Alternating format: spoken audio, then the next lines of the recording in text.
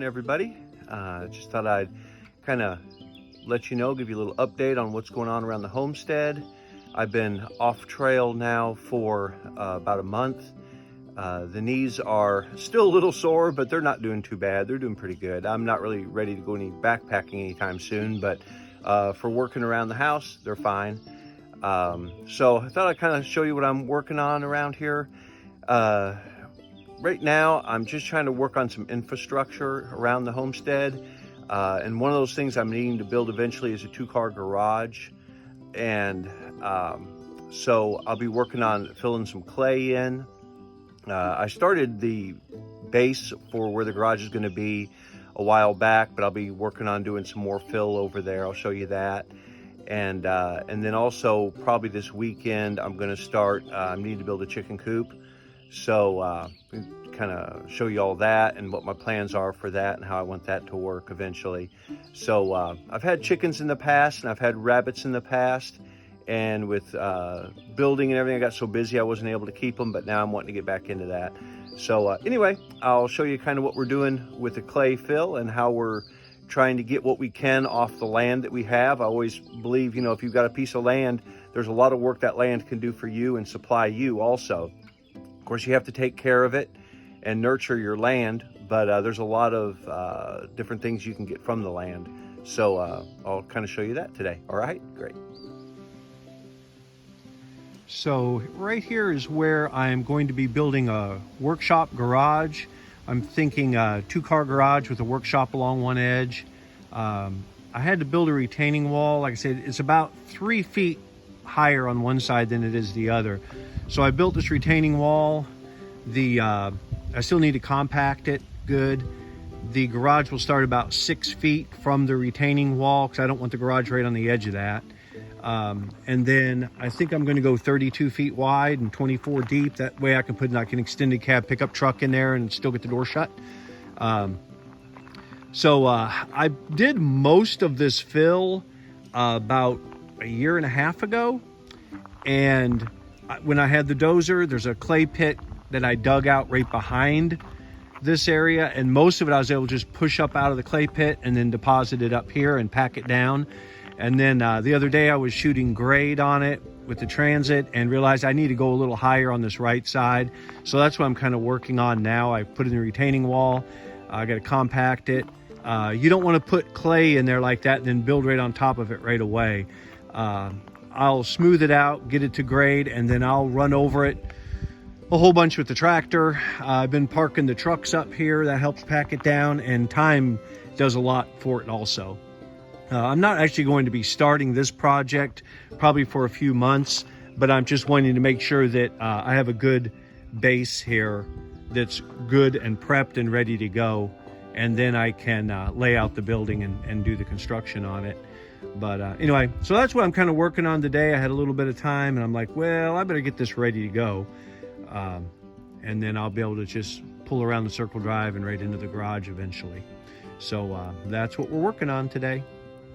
So here is basically my clay pit. When I started working on the garage, I realized the first thing I was going to need was lots of truckloads of clay for fill, because I had one side of the garage needed about 3 feet of fill, which would take a lot of truckloads of base or clay to build that up, to make it level. So kind of going back to things you can get from your land, I am blessed with clay here. I've got probably 50 feet of clay, which is good for not a lot, except it does grow nice big trees. For some reason, they don't mind it. And it's good for fill. So I'm like, back at this, a couple years ago, I had the bulldozer, and I'm like, well, I'm going to just mine some of my own clay. So basically I dug a pit and then pushed all the clay, took the topsoil off, put it in a separate pile, took the clay, which is really nice red clay, into a big pile. Well, now here we are a couple years later, I'm ready to start using it. So I'm starting to haul it over to where the garage is going to be for fill. So basically I saved hundreds and hundreds of dollars in fill that I was able to get from my own land. Now the whole You could leave it, be like a little pond basically. What I've done, I've got this hole, I've got one other one, is I'm also blessed with rocks. So I'll pick up rocks, I'll fill it full of rocks. I have some old stumps that are laying around, I'll push those in there, and then I'll take that topsoil, or that's what I call it anyway, the overburden, and I will put it back on top like it never even happened. So that's what I'm working on today, is kind of working on hauling some of the clay over. I've got about 10 more inches across the one side that need to be filled. So that's what I'm working on. It's time consuming, but it's like sweat equity. I could hire somebody to come in and do all the work. I could buy the clay, but once again, we're trying to save money and do this economically. So this is one thing I was able to do to save lots of money on this project.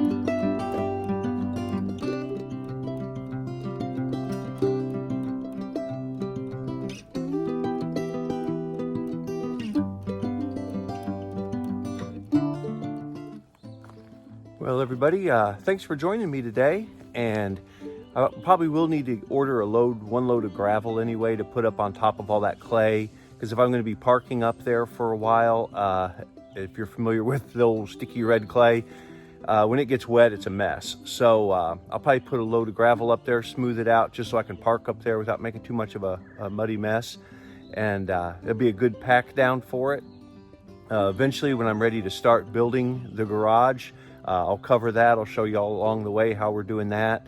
But probably the next project after getting this pad all leveled out and prepared will be starting the chicken coop. I'll have to saw up some lumber on the sawmill, see what I need, get a list of materials, and then fire up the sawmill. I've got quite a few oak trees that have died just in the last year or so. So most of that wood is still good for making 2x4s, 2x10s.